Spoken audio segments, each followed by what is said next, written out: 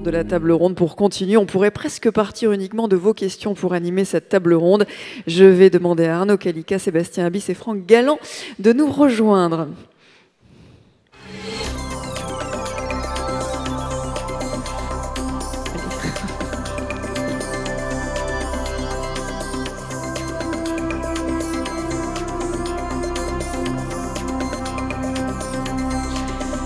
Eh bien voilà qui lance notre débat. C'est vrai que avec toutes les questions posées par la salle, on pourrait oublier ce dont... Oui, c'est à moi ça. Voilà, mais comme je suis en toute sécurité avec vous, je laisse traîner mes affaires, mes téléphones portables. Alors, en tout cas, merci à tous les trois d'avoir accepté ce débat. Arnaud Calica, vous êtes directeur de la sécurité de Meridiam, société à mission créée en 2005. Et vous êtes aussi administrateur du CDSE et président de la Commission internationale. Et nous allons commencer avec vous cet échange dans le prolongement des propos de Jean-Yves Le Drian. Les risques géopolitiques sont-ils aujourd'hui pris en compte suffisamment à leur juste niveau par les directeurs de la sécurité des entreprises françaises? Et peut-être déjà un rebond sur ce qui vient d'être dit, votre regard sur ce basculement dans un autre monde. Eh bien, écoutez, merci beaucoup pour cette question. Oui, je pense qu'on peut rebondir sur ce qu'a dit Jean-Yves Le Drian, sur le fait qu'aujourd'hui, le risque géopolitique doit être vraiment pris en considération en termes de priorité numéro 1 au sein des entreprises.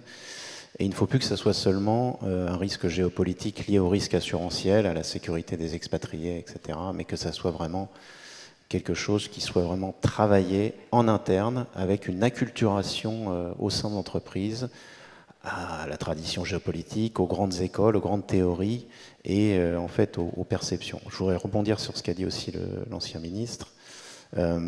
C'est qu'en effet, moi je pense que nous sommes entrés dans un monde où la force aujourd'hui et l'idéologie, ça n'a pas été prononcé, sont les deux moteurs des relations internationales.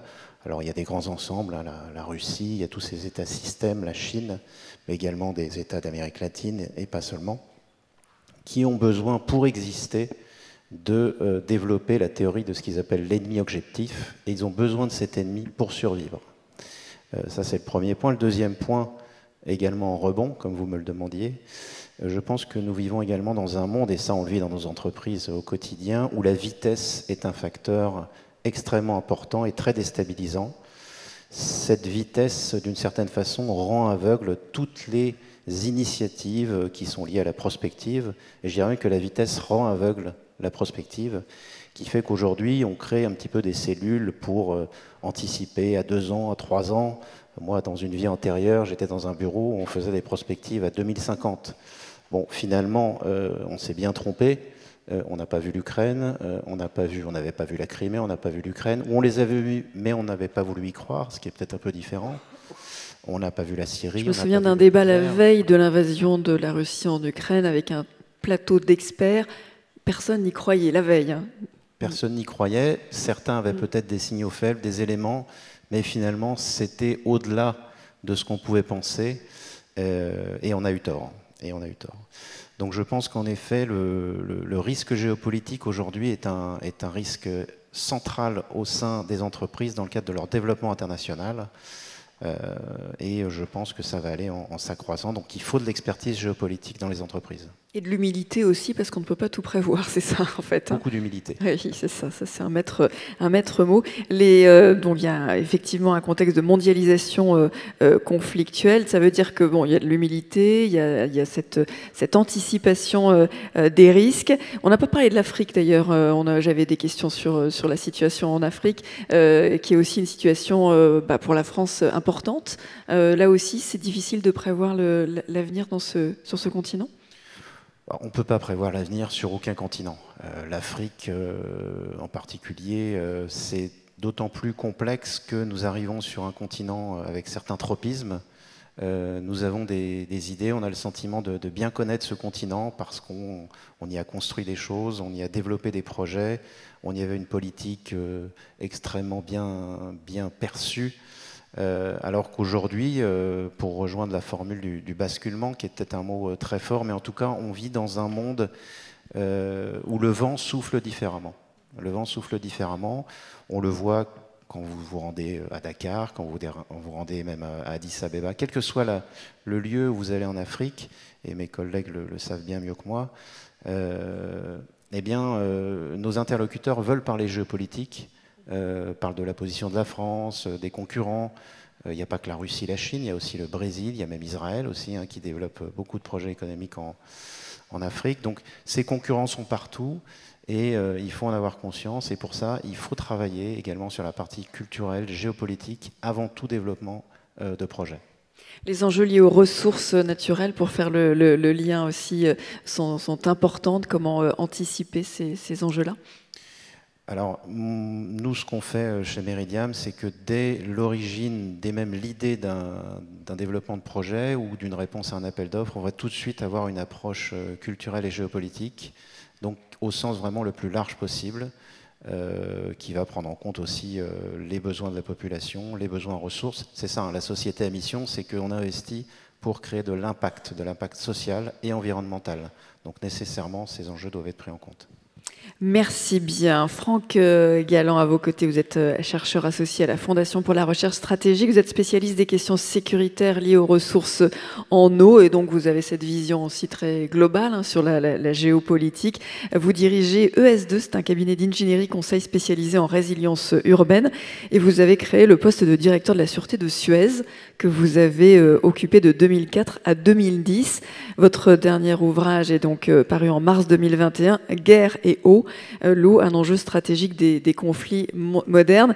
La ressource en eau est très impactée par le changement climatique. On l'a rapidement abordé également en introduction, mais aussi les conflits géopolitiques. Quels peuvent être... Alors, peut-être que vous voulez commencer un peu plus généralement sur les enjeux géopolitiques et cette ressource en eau, comment est-ce que l'on peut l'aborder également pour les entreprises présentes aujourd'hui ? Oui, merci Karine. Au préalable, je suis ravi d'abord d'être parmi vous en cette matinée.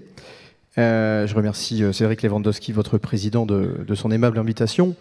Alors, il est intéressant de voir que depuis 2012, le Forum économique mondial de Davos liste l'eau comme un risque ayant le plus d'impact possible et, somme toute, l'une des plus grandes occurrences. C'est le trop d'eau et c'est également le manque d'eau. Et si on y regarde de près sur les autres risques listés par Davos, ils sont tous plus ou moins liés à l'eau. Alors vous avez les catastrophes naturelles, les cyclones. J'ai une pensée bien évidemment particulière ce matin pour Mayotte et l'impact de ce cyclone sur ses populations, sur les infrastructures critiques et bien sûr sur les entreprises. Ce matin, on parlait de pénurie d'eau à Mayotte, pénurie d'eau potable. On en parlait il y a encore quelques mois. Ensuite, vous avez les migrations. Puisque sans eau, ou à l'inverse le trop d'eau, effectivement, on a des conséquences sur les flux migratoires. Vous avez aussi les conflits transfrontaliers, avec, à cause de l'eau aujourd'hui, sans doute un conflit de haute intensité de demain, qui est ce qui risque de se passer entre l'Égypte et l'Éthiopie. L'Éthiopie qui continue son projet de barrage, qui arrive aujourd'hui à sa finalisation, puisque l'été prochain, ce sera la toute dernière phase de remplissage. Et vous avez très clairement un ouvrage aujourd'hui qui est une menace sur la sécurité hydrique de l'Égypte. C'est une épée de Damoclès sur la tête du président Sisi, dans un pays qui est confronté à une explosion démographique. 120 millions de personnes à horizon 2030, 60% de la population qui a moins de 30 ans. Quand vous savez que le Nil, c'est 98% de l'alimentation de l'eau de l'Égypte, bien évidemment, l'Égypte ne peut absolument pas se satisfaire de la mise en exploitation de ce barrage dès lors qu'aucun accord n'est intervenu à l'heure où nous nous parlons. Donc voilà encore une conséquence de l'eau. Ensuite, on pourrait parler des sujets liés aux écosystèmes, aux pertes de biodiversité. Ça, depuis 2012, effectivement, Davos liste ce risque. Et en 2012, on a un autre basculement qui concerne la fonction de directeur de la sûreté, c'est qu'on a eu la tempête Sandy aux États-Unis. Alors cette tempête Sandy, c'est 87 milliards de dollars de dommages. C'est une extrême vulnérabilité de la côte Est qui est révélée et on voit très clairement un basculement dans la fonction de directeur de la sûreté. On avait des Chief Security Officers jusqu'en 2012 et maintenant on a des Chief Security Officers plus Chief Resiliency Officers dans les grandes entreprises américaines. Rappelez-vous de Manhattan sous les eaux, des grandes banques, des grands cabinets d'avocats qui n'avaient pas anticipé ces conséquences du changement climatique et une inondation par submersion marine et par débordement ou surcharge des réseaux d'eau usée. Donc voilà pour ce qui est du trop d'eau. Alors au niveau du trop d'eau, on a tous en mémoire ce qui s'est passé il y a quelques semaines à Valence, où il a plu effectivement plus d'1 an sur ce territoire. Donc 1 an de pluie, c'est environ 700 mm.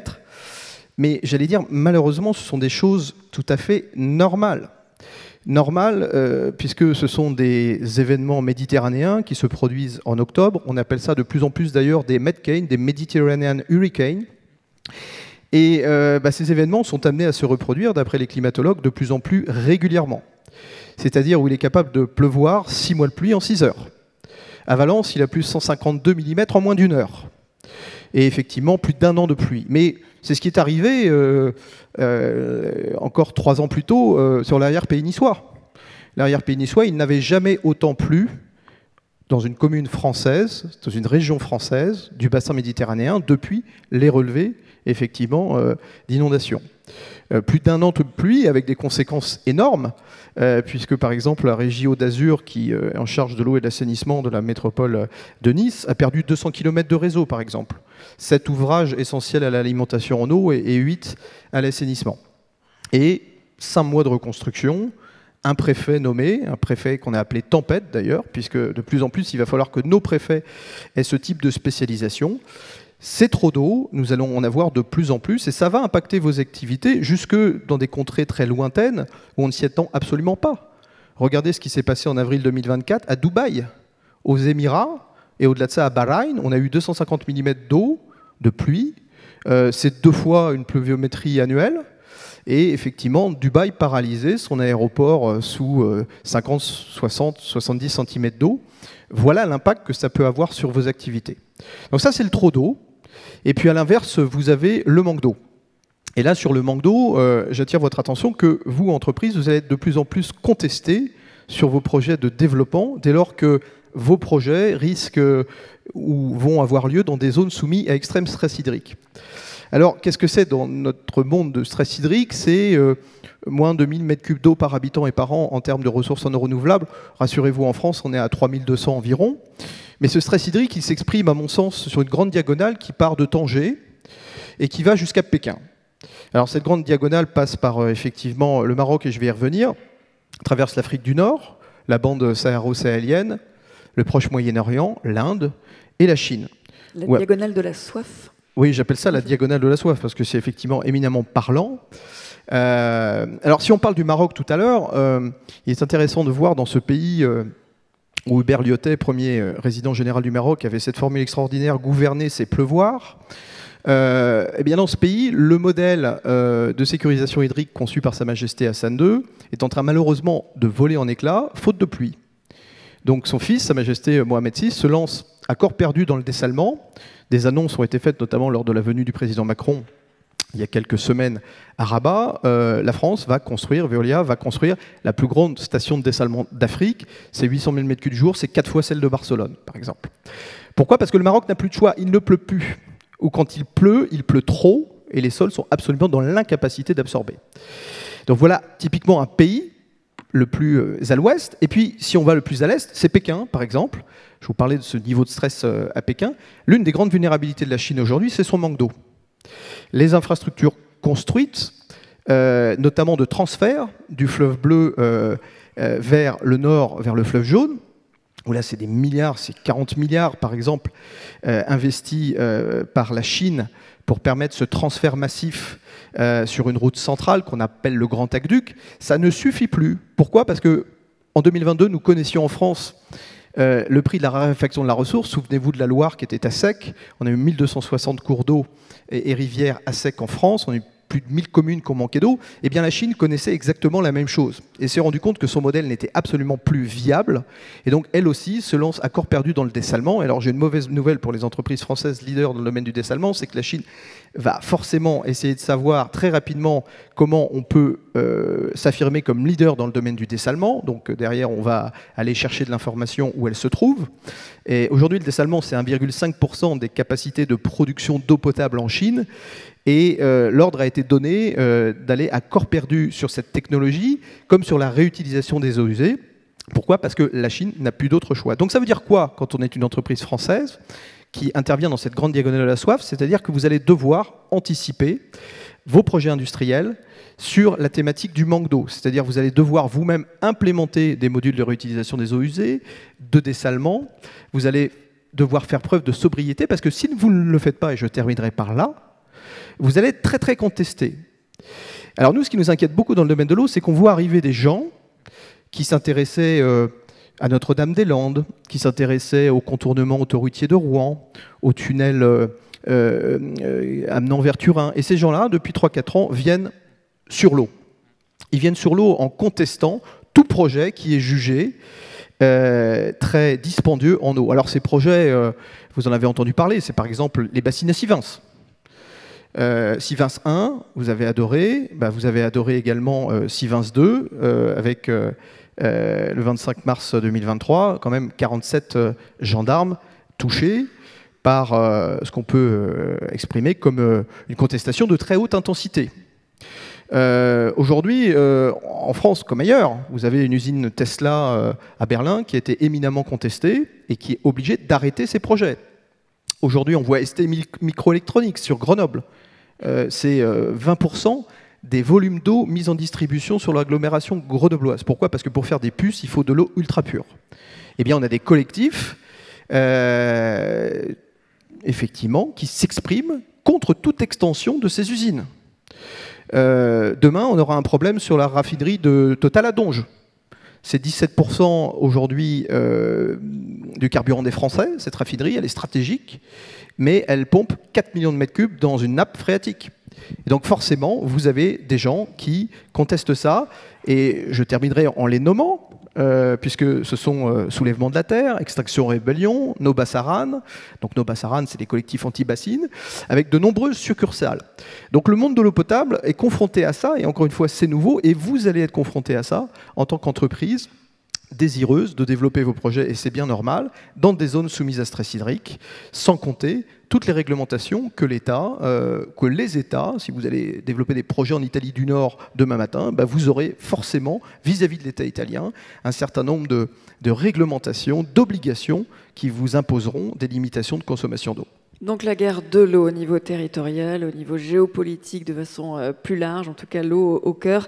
Alors c'est très lié, Sébastien Abyss, aux enjeux agroalimentaires, ces histoires d'eau. Vous êtes directeur du club Déméter, vous êtes spécialisé dans les questions de sécurité alimentaire, de géopolitique des ressources agricoles et d'une façon plus générale de géopolitique. Peut-être d'ailleurs, avant de rentrer sur les questions alimentaires, en rebond de ce que Jean-Yves Le Drian a partagé dans cette première partie, quel est votre regard sur cette montée en puissance de la partition du monde, comment vous voyez les choses? Bonjour à tous. Je pense qu'il faut à la fois relativiser et puis en même temps planifier. Je suis très frappé parce que j'enseigne et je vois des jeunes de 20 ans aujourd'hui en France et en Europe qui ne sont pas les jeunes de 20 ans que je rencontre notamment en Afrique. Et tout à l'heure, Monsieur le ministre parlait du rapport de la Chine qui se disait toujours en développement. Moi, j'ai souvenir d'un étudiant chinois qui m'a dit « Vous savez pourquoi on dit qu'on n'est pas un pays développé ?» Et donc je lui ai demandé pourquoi il m'interpellait là-dessus. Il m'a dit « Mais parce que quand vous êtes développé, vous êtes au bout du tunnel, en fait, vous n'avez pas envie d'en sortir. » Et je pense qu'en fait, il y a un vrai sujet aujourd'hui, je me permets de le dire, ensuite je viens sur la géopolitique volontiers, mais je pense qu'il faut qu'on soit extrêmement prudent en 2025 sur les messages qu'on envoie. Je fais de la géopolitique au quotidien, donc je sais que l'état du monde n'est franchement pas très rassurant.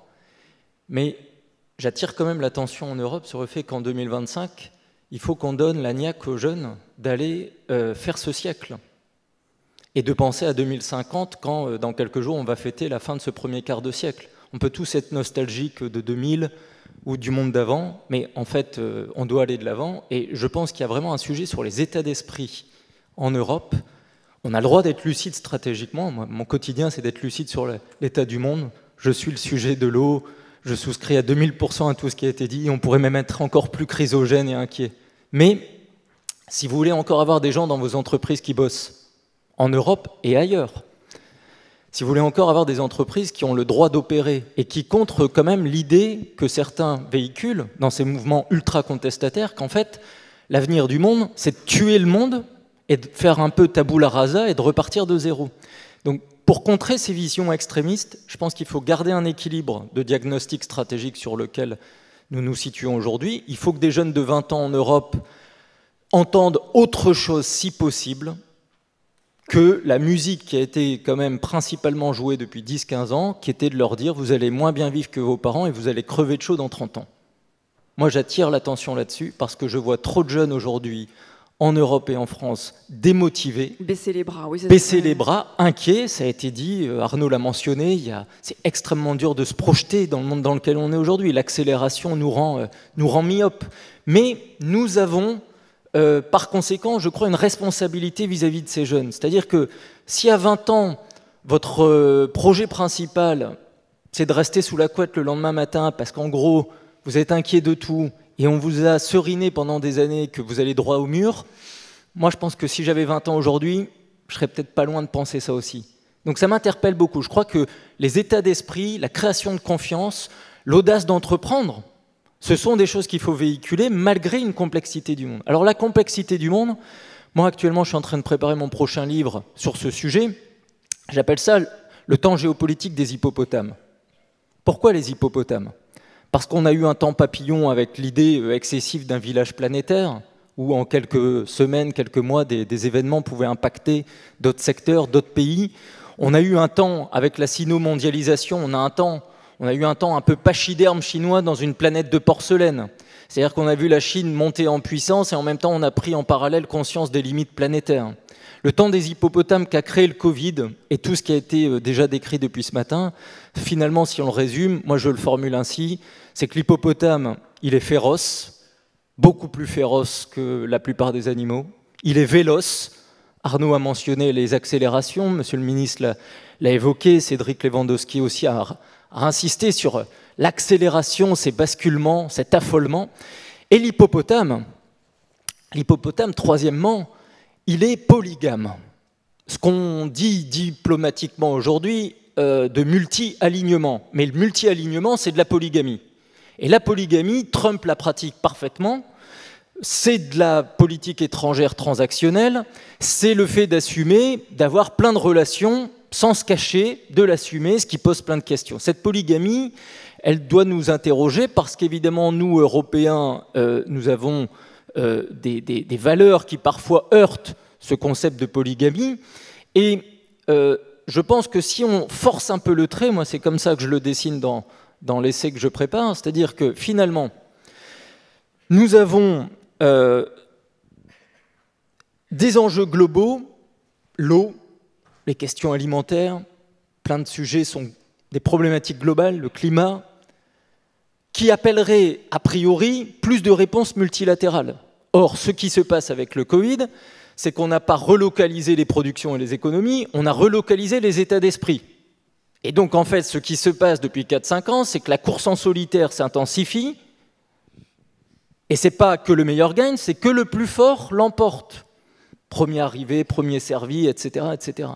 Donc, en fait, on a des enjeux globaux où aujourd'hui, pour essayer de les traiter, la marche dominante du monde, c'est d'y aller tout seul, au détriment des intérêts des autres.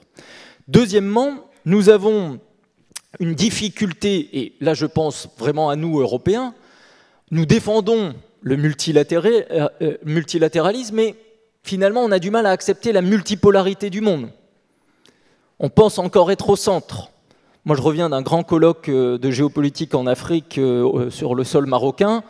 vous étiez complètement désaxé par rapport à nos réflexions européennes. C'était extrêmement intéressant d'entendre les concepts développés sur un certain nombre de points de vue. Donc il faut qu'on accepte cette multipolarité, il faut qu'on accepte la planète comme elle est devenue et comment elle va devenir.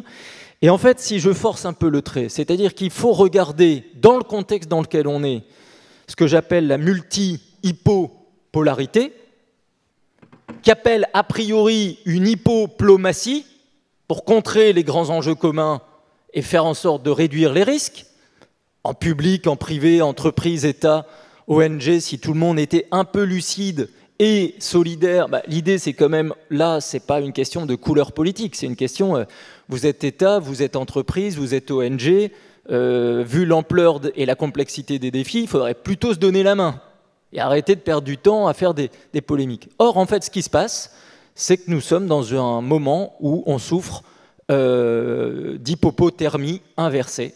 C'est-à-dire que oui, non, géopolitiquement, j'étais en train d'essayer d'imaginer l'image des hippopotames. Oui, mais si vous voulez, cette hypopothermie inversée... Pour ceux qui viennent de nous rejoindre, c'est peut-être un peu bizarre comme concept. C'est pas grave, il faut arriver à l'heure. C'est la règle en entreprise. Moi, c'est ce qu'on m'apprend dans le secteur privé. Donc les hippopotames... Donc mais cette hypopothermie, j'en finis par là, inversée, on sait que ça chauffe climatiquement. Ça a été dit, ça chauffe géopolitiquement. Le cas de l'eau, le cas de l'Égypte est emblématique. Rendons-nous compte quand même que l'Égypte a 3 problèmes d'eau aujourd'hui. Le Nil, le réchauffement climatique, la montée des océans, un problème dans les deltas où vit la population, où se fait la sécurité alimentaire. Donc la hausse du niveau de la mer Méditerranée menace aussi au nord l'Égypte, problème au sud avec le Nil, et à l'est, depuis 1 an, avec les problématiques de circulation en mer Rouge, le canal de Suez voit ses revenus dévissés. Or, c'est la première source de revenus pour l'État égyptien. Conséquence, chose que le pays ne pouvait pas faire depuis 5 ans, il a changé ses subventions alimentaires parce qu'il n'a plus les moyens de leur subvenir. Subventions alimentaires notamment sur le pain, qui concernent 60 millions d'Égyptiens. Ça, ce réchauffement climatique et géopolitique, cette hypopothermie inversée, elle nous impose, je crois, en tant que citoyen, mais aussi vis-à-vis d'actions d'entreprise, moi je travaille avec des entreprises, ce que je plaide beaucoup aujourd'hui, c'est qu'on applique à la géopolitique ce qu'on applique au climat. Il n'y a pas de planète B pour le climat, il n'y a pas de planète B pour la géopolitique. L'Europe ne sera pas un vaisseau vert capable de s'envoler en dehors des instabilités qui peuvent l'entourer. Deuxième chose, ça veut dire aussi que pour investir dans le vert, il faut éviter d'être dans le rouge économiquement et géopolitiquement. Et donc, nous avons besoin que les entreprises dérisquent d'un côté, restent profitables, ça va sans dire, mais soient conscientes en effet qu'il y a dans des régions du monde des problématiques qu'on ne connaît pas encore ici, qui pourraient venir, et sur lesquelles, quand ces entreprises s'internationalisent, elles prennent conscience qu'en effet, cette internationalisation se produit dans des espaces et dans des dynamiques sociétales qui ne sont pas les nôtres. Moi, ça fait 4 ans que je dis que pour l'Europe, c'est la fin des 30 glandeuses. J'aurais vraiment tendance en 2025 de le dire encore plus fortement. Et ce n'est pas parce qu'on dit ça qu'il faut dire aux jeunes que tout est foutu, que tout est terminé. Au contraire, j'ai bien compris. Alors, rapidement, peut-être quelques exemples concrets et ensuite on prendra quelques questions de la salle. Alors, j'en ai plein de tout à l'heure de Jean-Yves Le Drian. Meridiam, donc vous investissez dans des projets à impact social et environnemental sur le long terme, des projets dans 56 pays que vous choisissez sous l'angle des risques. Mais après, ce que j'ai entendu depuis ce matin, je ne sais plus où on peut aller sans qu'il y ait de risque. Donc vous allez me dire de quel risque l'on parle. Quelques projets emblématiques, l'aéroport de LaGuardia à New York, le projet Aqaba de désalinisation en Jordanie, projet également important. La ligne TGV Tours-Bordeaux en cession privée aussi. Il y a 25 milliards d'actifs sous gestion. Alors c'est quoi ces risques? Où est-ce que vous pouvez encore aller compte tenu de cet essai d'anticipation? On a vu que ce n'était pas simple. C'est vrai qu'à écouter mes deux collègues, donc stress hydrique, stress alimentaire, on bouge plus, mais en même temps donc une roadmap pour être optimiste et y croire, je pense qu'en effet c'est important. Chez Meridiam et chez d'autres entreprises, aujourd'hui, dans le développement de projets, on doit nécessairement avoir une approche par les risques. Donc il n'y a pas un projet qui se crée, qui va se développer sans une analyse des risques, analyse matricielle, Donc dans mon cas personnel, c'est une analyse vraiment à 360, c'est-à-dire que ça va de l'analyse des risques d'intégrité réputationnelle, géopolitique, mais également en termes de ressources, de besoins de la population. Tout doit être analysé, matricé, et puis bien entendu, la courbe de croissance, parce qu'il faut quand même, hein, c'est ce que disait Sébastien, il faut quand même que ça soit rentable. Hein, au final, on est là aussi pour gagner de l'argent, mais aussi pour investir, je le disais, dans l'impact, impact social, environnemental. C'est-à-dire que chez Meridiam, nous n'investirons pas dans du pur projet immobilier s'il n'y a pas d'impact, ou routier, ou que sais-je, s'il n'y a pas un impact mesurable social.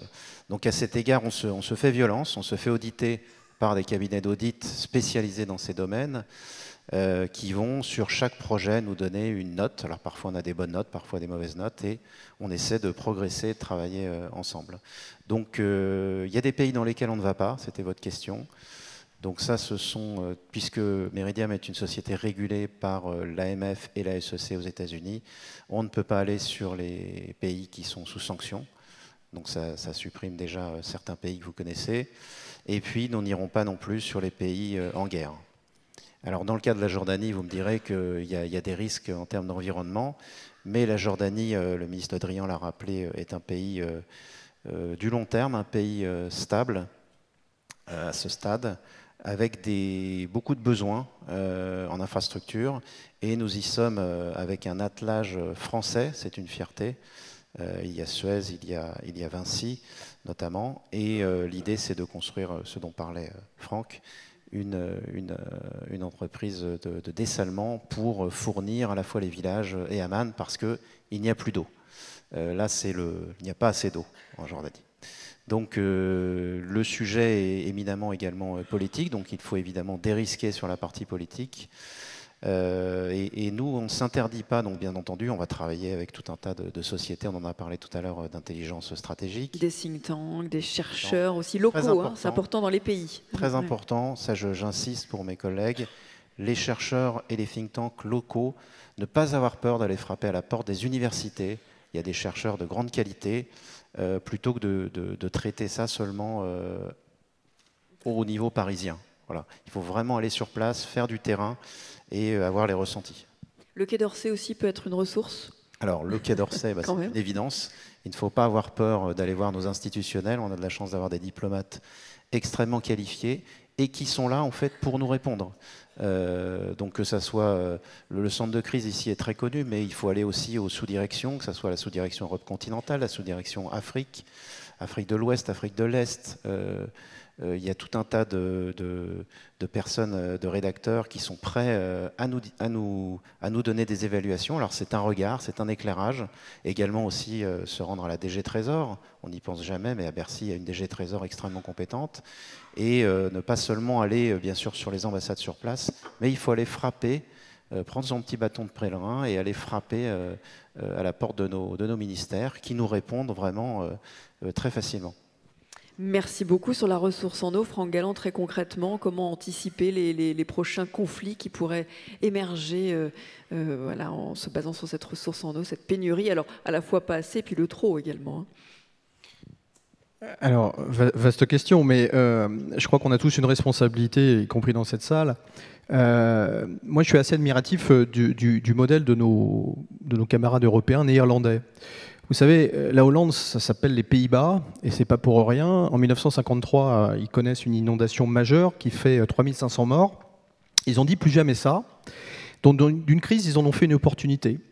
Donc, ils sont devenus des leaders mondiaux en matière d'ingénierie d'infrastructures, infrastructures grises, c'est-à-dire ces infrastructures qui permettent de retenir l'eau, des digues, et également des infrastructures vertes, copiées sur la nature, des mangroves, des parcs éponges.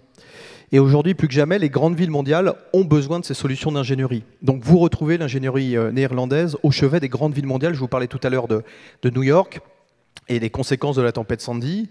C'est également valable pour Jakarta, c'est également valable pour la Chine. Et donc moi j'aimerais qu'on puisse dupliquer ce modèle. C'est-à-dire que d'une crise, on en fait une opportunité. C'est le même idéogramme en langue chinoise. Il faut être très très innovant dans ce domaine. Donc vous devez l'être, y compris dans le cadre de vos fonctions de directeur de la sûreté, en intégrant cette fonction de robustesse, de résilience. Regardez où vos actifs sont les plus à risque, manque d'eau, trop d'eau. Également vos sous-traitants stratégiques de rang 1. On a vu notamment, suite à Fukushima, qu'un certain nombre d'entreprises de peinture qui avaient été éminemment touchées par les problématiques de submersion avaient paralysé l'industrie automobile pendant plusieurs semaines. Et donc ce mapping, vous devez pouvoir à partir de là trouver des solutions de mitigation. Solutions de mitigation qui vont être sur la résilience bâtimentaire. C'est très simple, on va aller surélever effectivement des armoires électriques parce qu'on sait que potentiellement on va être touché par une inondation par débordement, par remontée de nappe ou par surcharge des réseaux d'eau usée. On va mettre en place des systèmes d'alerte à la parcelle et aujourd'hui vous avez un certain nombre d'entreprises et Cocorico, il y en a une qui est Predict Service, filiale de Météo France, de BRL et du groupe Airbus qui conseille les grandes villes mondiales sur des alertes météo véritablement au mètre carré près. Et donc, vous devez, en tant que directeur de la sûreté, d'anticiper, et vous le savez très bien, en matière de réponse aux crises, vous serez sollicité, comme vous l'avez été lors de la crise sanitaire Covid. Mais avant ça, moi j'étais directeur de la sûreté, je me suis occupé de H5N1, et d'ailleurs, pour la petite histoire, j'ai été le premier touché, et donc j'étais dans l'incapacité d'activer notre plan de crise à l'époque. Donc c'est comme ça que collectivement, on va arriver à trouver des solutions. Moi je suis un éternel optimiste, je suis mon côté saint-simonien aussi, qui fait que je pense que la technique, la technologie arrivera à résoudre les problèmes. On parlait du manque d'eau et des solutions du dessalement, on a également le manque d'eau et les solutions de la réutilisation des eaux usées. Et donc, il est éminemment important qu'on ait un cap donné par un gouvernement, mais encore faut-il qu'on ait un gouvernement. En tout cas, en 2022, on avait connu cet épisode de sécheresse qui nous a rappelé effectivement que la France était vulnérable par rapport à son manque d'eau, avec des annonces gouvernementales très fortes, notamment un objectif de 10% de reuse à horizon 2030. Bon, on est à moins de 1%, là où nos camarades espagnols font 15%, nos camarades italiens 8%. Pareil, en France, on devrait quand même se poser la question du dessalement. On parlait de l'Espagne, vous avez en Espagne les premières capacités de dessalement installées d'Europe.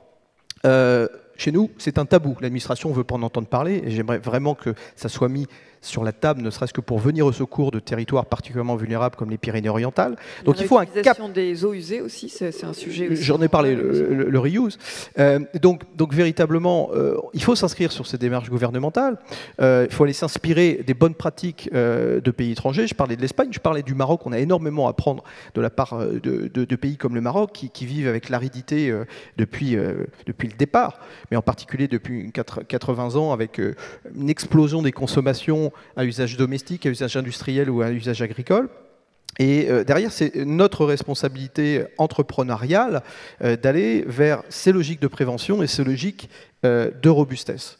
Et puis derrière, c'est notre responsabilité citoyenne qui fait que sur ces causes-là, on doit absolument s'impliquer, et c'est ce qui m'anime depuis 25 ans maintenant que je travaille dans le domaine de l'eau potable. Et donc, voilà, en mettant les trois dimensions gouvernementales, entreprises et individuelles, on arrivera collectivement à résoudre ces problèmes. Et encore une fois, la technique, la technologie est là. Derrière, c'est toujours une question de financement.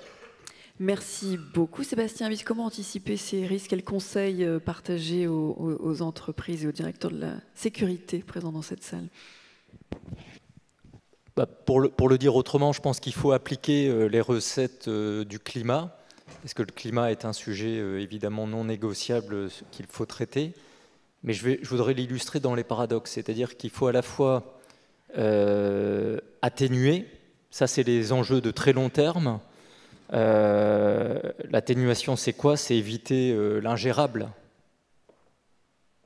Et donc penser aux générations évidemment futures, ne pas être dans une situation ingérable d'ici quelques décennies. C'est tout le problème, c'est-à-dire qu'on doit plus forcément faire que de la prospective à 30 ans, mais on est obligé quand même de garder en tête cette vision de long terme.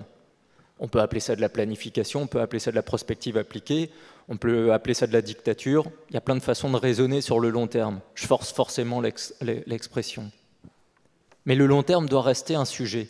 Donc on doit, pour le climat, comme pour la géopolitique, comme pour le développement, comme pour le business, comme l'audace d'entreprendre, comme l'innovation, comme le rapport à la technologie, tous ces sujets sont longs. Nous devons avoir le sujet de l'atténuation des risques pour éviter l'ingérable. Mais nous devons simultanément faire de l'adaptation. Ce que nous avons du mal à faire, nous Européens, tant sur le climat que sur la géopolitique. L'adaptation, c'est quoi? C'est gérer l'inévitable. Atténuation, éviter l'ingérable. Adaptation, gérer l'inévitable. Par exemple, l'inévitable, c'est à la fois des catastrophes qui peuvent exister, des pays qui sont d'un coup en très forte turbulence, mais je vais prendre un autre exemple. C'est peut-être dans ce temps hippopotame dont j'ai parlé, ce temps d'arsenalisation des relations internationales, de se demander si parfois l'Europe, qui a raison de mettre en place des sujets, mais qui a raison souvent toute seule, ne va pas un peu trop loin dans certains domaines. Je vais prendre un exemple qui concerne sans doute beaucoup d'entreprises dans cette salle, la CSRD. La CSRD, c'est un camp de nudistes pour entreprises européennes. Puisque nous dévoilons à la planète tout entière là où seront les forces et faiblesses des entreprises européennes. Sauf, puisque c'est quand même précisé, moi c'est ce qui m'a donné la puce à l'oreille, que les entreprises européennes du secteur de la défense et de la sécurité ne sont pas concernées par la CSRD. Sauf erreur de ma part. Moi je ne sais pas aujourd'hui où est la frontière de la sécurité et de la vigilance stratégique dans le monde dans lequel on est. Est-ce que des entreprises européennes qui sont sur l'alimentaire, qui sont sur des productions stratégiques, est-ce qu'elles doivent rentrer pleinement dans une ardeur joyeuse, parce que je rappelle quand même que la CSRD, c'est de l'argent, mais c'est aussi beaucoup de gens qu'il va falloir motiver à faire du tableau Excel tout au long de l'année. Franchement, en termes d'excitation intellectuelle et de recherche de sens dans l'entreprise, là, moi, j'ai toujours un peu de mal. Ça ne crée pas de valeur ajoutée, ça, en gros, ça dérisque pour qu'on continue à avoir de l'argent pour opérer. Ça veut dire que si on va jusqu'au bout, là, la CSRD, elle va exposer des entreprises vis-à-vis de concurrents dans le monde qui pourront éventuellement savoir sur quoi miser pour déstabiliser ou comment racheter une entreprise parce qu'elle a un point faible quelque part. Mais si on va jusqu'au bout, la CSRD, ça va être aussi le sujet d'un jugement moral de certains, peut-être des minorités actives, qui diront « Ok, telle entreprise a le droit de continuer de faire, etc. » Donc on est en train d'inventer un droit d'opérer là pour les entreprises. Moi, j'ai rien contre la CSRD. Elle a des vertus. Elle a évidemment des vertus. Les questions de performance écologique et sociétale, c'est non négociable. Ma question là-dessus, je n'ai pas la réponse. Mais des fois, il vaut mieux repartir dans un congrès avec plus de questions qu'en arrivant. Sinon, c'est mauvais signe. C'est-à-dire qu'on n'est pas en démocratie. Donc, nous avons besoin de nous poser des questions. La CSRD, c'est très bien. Maintenant, dans le monde dans lequel on est que, encore une fois, toutes ces mesures, toutes ces performances qu'on demande aux entreprises, est-ce que quand on demande aux entreprises de les exposer, est-ce que cette exposition doit se faire à ciel ouvert ? Je ne sais pas. Ok. Eh bien, merci beaucoup. Vous souhaitiez rebondir? Alors, je vous propose de mettre de la lumière sur vous dans la salle pour vous faire réagir, peut-être. Ah, ben là, je vois des mains qui se lèvent. En tout cas, j'en vois une, là. Donc, je vous propose de récupérer un micro qui arrive, voilà, dans un instant, et peut-être voilà, de prendre le temps de vous présenter et de poser votre question. Oui, bonjour, merci pour vos interventions. Je m'appelle Pierre Jallet, je suis consultant en intelligence économique chez Gazelle Énergie et étudiant à l'ESCP. Ma question, ce serait concernant l'eau. Est-ce que vous êtes positif vis-à-vis de l'avenir pour rejoindre sur ce que... Dans quel état d'esprit êtes-vous ce matin avec nous? Les deux, ça dépend des jours. Ça dépend des jours? Bon, ok. La question, ce serait sur justement en revenant sur les risques stratégiques de l'eau qui va être une ressource vitale pour l'avenir. Est-ce qu'il n'y a pas dans ce secteur une nécessité d'identifier les financements des associations et des structures qui pourraient être amenées à mener des démarches contre la France ou d'autres États? Parce qu'on a eu ce problème dans le nucléaire, dans l'alimentation, et assumer un rapport de force informationnel si une ONG environnementale nous attaque, mais qu'on voit qu'elle est financée par un État ou par une structure qui n'a pas du tout les intérêts qu'elle défend auprès de cette association. Je réponds maintenant? Ouais, allez-y. Bah écoutez, là vous êtes en train de me faire un retour en amnésie, si je puis dire. Quand j'étais directeur de la Sûreté Suez, je m'étais ému et grâce à un parlementaire que je peux nommer dans cette salle, M. François Sauvadet, qui au Parlement avait pris la parole en demandant à la représentation nationale s'il était normal que l'association France Liberté, financée par le contribuable français, présidée par Daniel Mitterrand, s'en prenne autant aux entreprises françaises de l'eau à l'international. Donc c'était une illustration de la lutte franco-française contre un modèle qui était à l'époque celui de la délégation de services publics, des partenariats publics-privés, où nous avions un certain nombre d'internationalistes qui s'en prenaient aux entreprises françaises de l'eau en Bolivie, en Argentine, pour contester ce que nous y faisions. Certes, nous étions payés pour le faire, mais nous le faisions bien, puisque à notre époque, les populations avaient de l'eau, 24/24, de qualité potable. Donc pour sortir de ce cadre purement franco-français, à l'époque, vous aviez, et encore aujourd'hui, vous aviez un certain nombre d'associations internationales qui effectivement avaient une approche assez biaisée du sujet de la présence d'opérateurs privés dans le domaine de l'eau. Public Citizen, par exemple, association de défense des consommateurs d'émanation américaine, et d'un coup d'un seul, ils étaient venus à s'intéresser à ce que nous y faisions.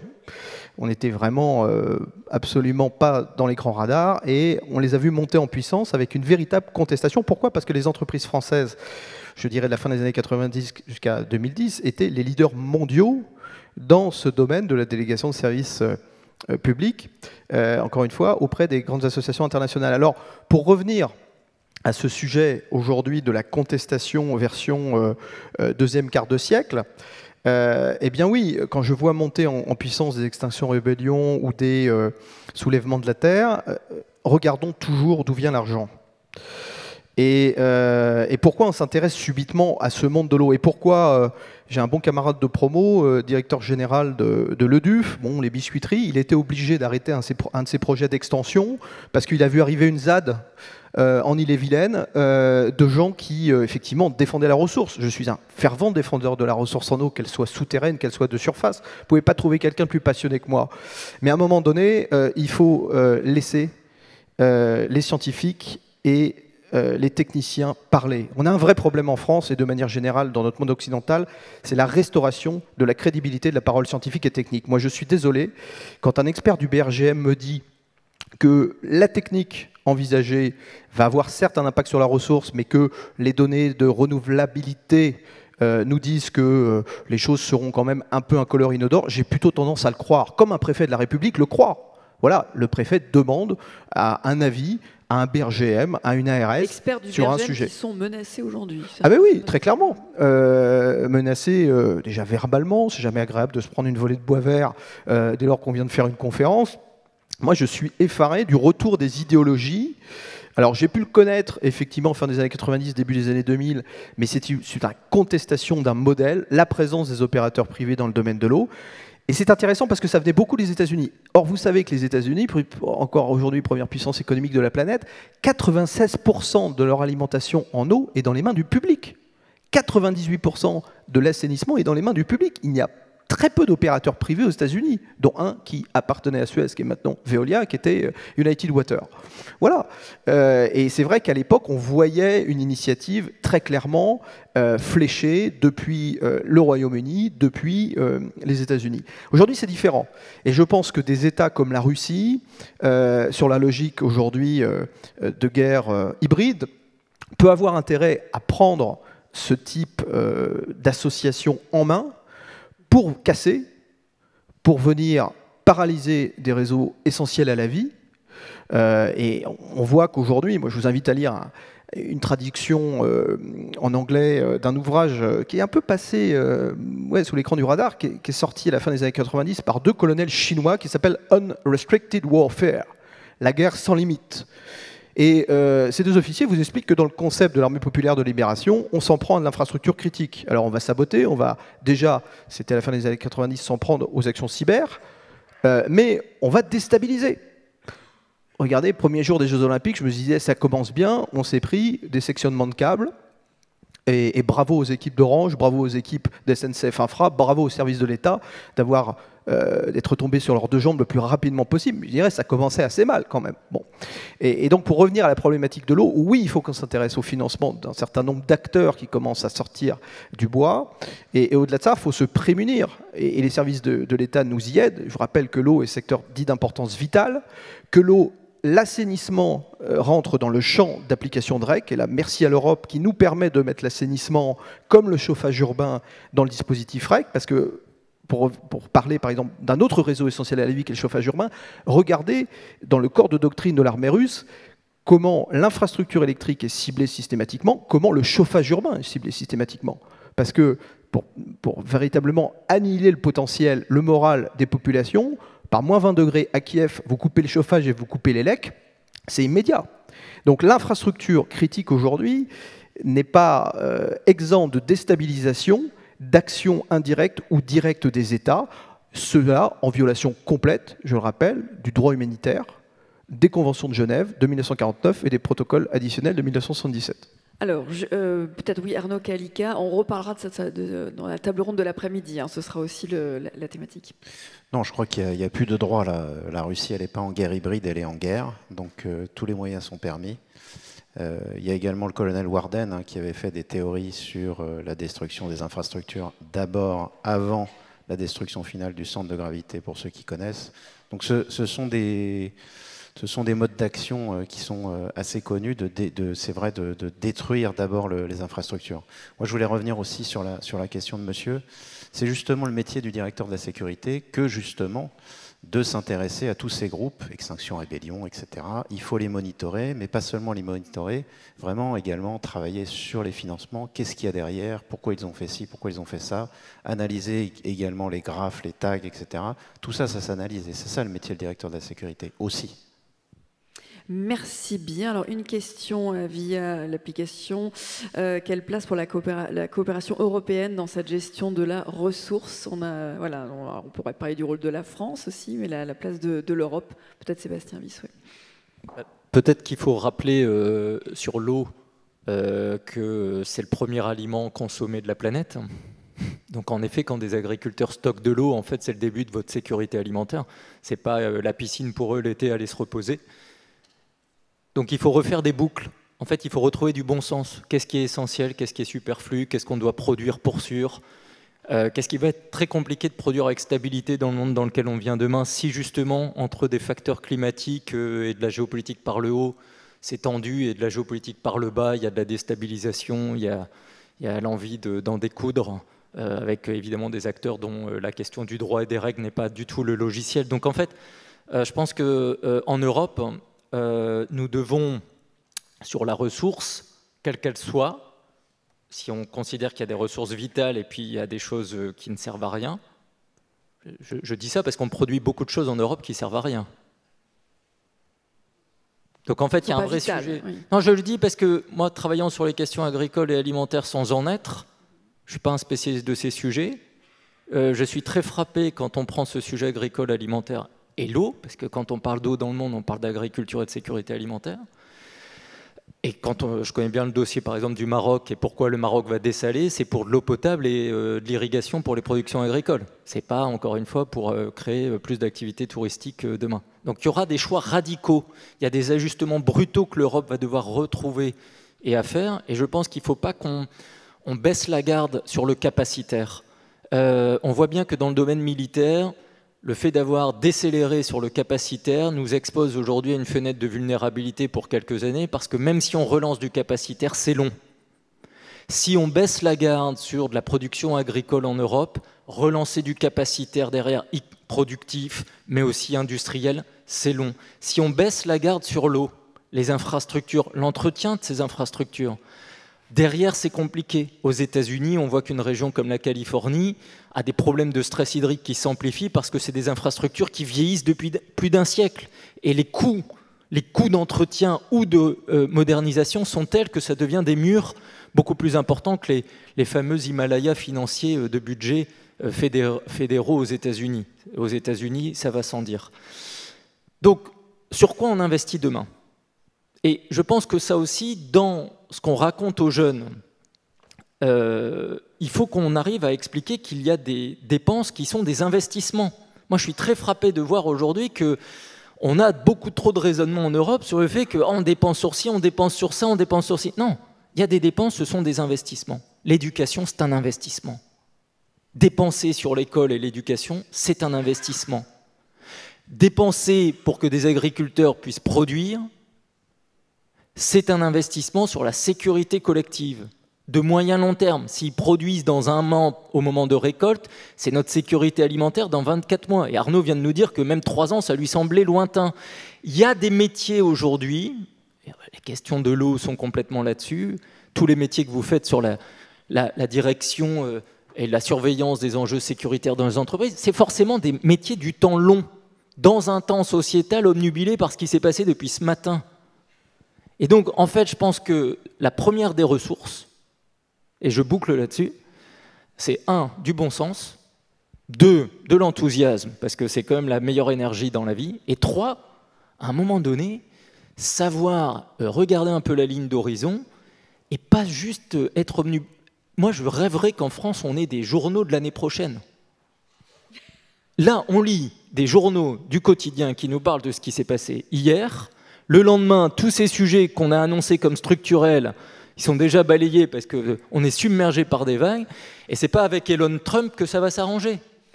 Donc, nous avons besoin de bon sens, de vision encore de long terme. Et les Européens doivent se demander sur quoi demain ils doivent se concentrer sur leur action collective. Parce qu'il y a aussi le sujet de savoir si on veut encore faire du collectif en Europe. Alors, on arrive à la conclusion. Chacun un mot. Voilà, et ce sera la conclusion de cette table ronde. Je vais rebondir sur Elon Trump, que je ne connaissais pas, qui est une personne hybride. Pour avoir discuté récemment avec nos amis américains, le sentiment quand même, et c'était pour rebondir aussi sur les propos de Jean-Yves Le Drian, c'est que le président Trump va vouloir laisser un héritage et qu'on se souvienne de lui. C'est-à-dire qu'il ne va pas seulement il va pas seulement être un deal maker, ça il va certainement le faire bien sûr, mais il va vouloir laisser une trace indélébile sur à la fois des sujets géopolitiques et des grands projets d'infrastructure, d'investissement. Donc peut-être que le ciel est ouvert. Je demanderai à une IA de me faire une image entre Elon Trump, l'hippopotame. Enfin, je pense que ça peut être sympa.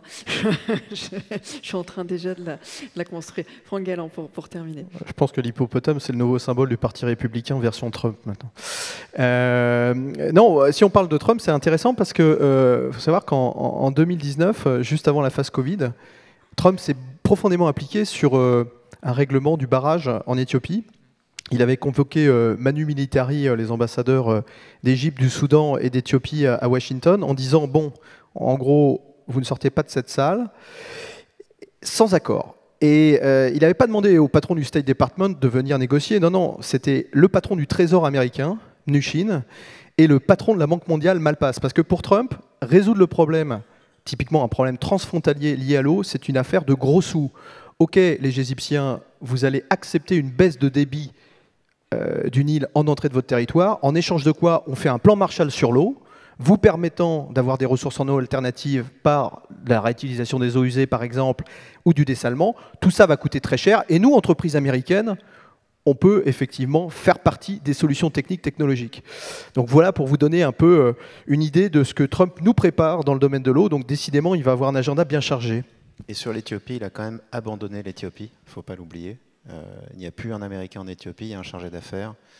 Donc il n'a pas tenu sa promesse, ce qui, bon, voilà. Si elle est ouverte, mais point d'interrogation. Eh bien, nous allons terminer sur ce point d'interrogation. Merci beaucoup, merci à tous les trois. Merci à vous.